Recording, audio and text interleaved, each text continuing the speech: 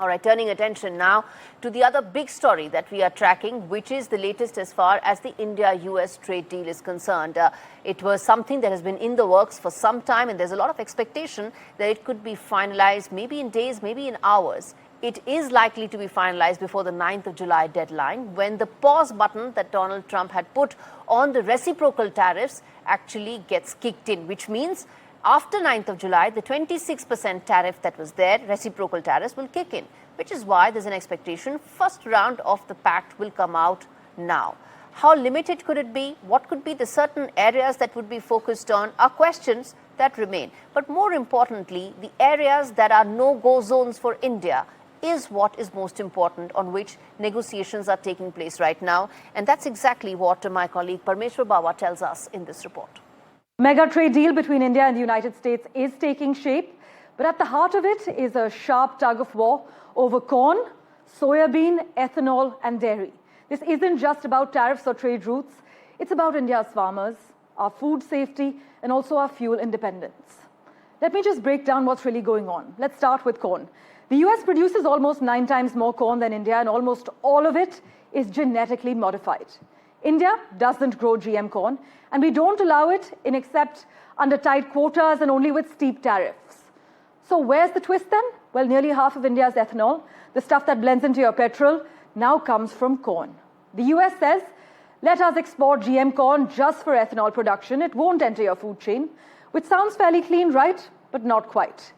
Indian sugar mills already losing ground fear that this move could crush domestic sugarcane demand. And politically, it's a landmine, especially with Bihar, India's third biggest corn producer, heading into elections. Next, let's move on to ethanol itself. The US is the world's largest ethanol exporter, and it wants India to open up fuel ethanol imports. But India says no for good reason. Fuel-grade ethanol in India is more than green energy. It's actually a strategic tool to reduce oil imports and give our farmers a market for sugarcane and grains. Letting cheap American ethanol in, well, that undermines the whole point. Then comes soybean. Well, India allows GM soy oil, but not GM beans or the soy protein cake used for livestock feed. Why? Because the GM protein is in the bean, not the oil. And that's where the safety and environmental concerns lie. The US wants to change this. But soybean is grown on over 13 million hectares in states like Madhya Pradesh, Maharashtra and Rajasthan, and prices, well, they're already crashing. More imports now, that's political suicide. And finally, dairy. This one's actually non-negotiable. India's tariffs on milk powder and butter are already sky high, up to 60%. And there's a cultural red line too. Imported dairy must come from cows, not fed animal byproducts. The US says it's unscientific, India says it's non-negotiable and deeply cultural as well. Still, some experts believe the US may use dairy as a bargaining chip to push through access on corn and ethanol. But the bottom line, this deal isn't just about goods crossing borders.